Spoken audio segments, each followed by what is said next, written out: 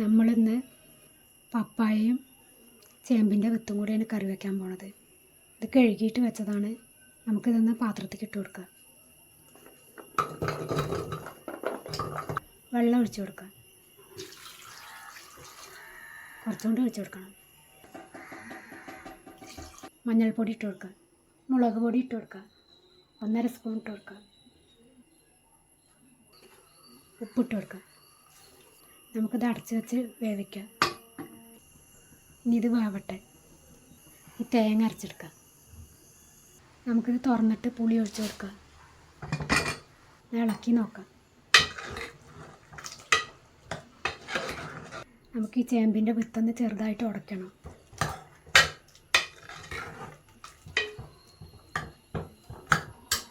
നല്ലോണം ഉടയ്ക്കണ്ട. നമുക്കിനി ഇതിലേക്ക് പുളി ഒഴിച്ച് കൊടുക്കാം.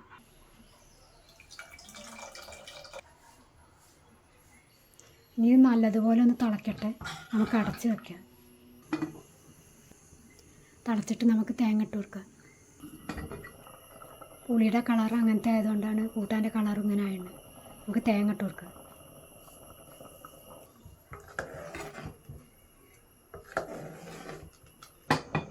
ഇതിപ്പോൾ ആയണം. നമുക്കിനി ഇത് വറുത്തിടാം. നമ്മൾ വറുത്തിട്ടൊന്ന് ഇളക്കി കൊടുക്കാം. നമ്മുടെ കൂട്ടാനായിരുന്നു. ഇതിലേക്ക് തക്കാളി വാങ്ങിച്ചാലും ഇട്ട് കൊടുക്കാം. ഞാനത് ഇടുന്നില്ല വെച്ചിട്ടാണ്. നിങ്ങളിതുപോലെ ഒന്ന് ഉണ്ടാക്കി നോക്കണേ. ഇഷ്ടപ്പെട്ടെന്ന് വെച്ചാൽ ഒന്ന് സബ്സ്ക്രൈബ് ചെയ്യണേ.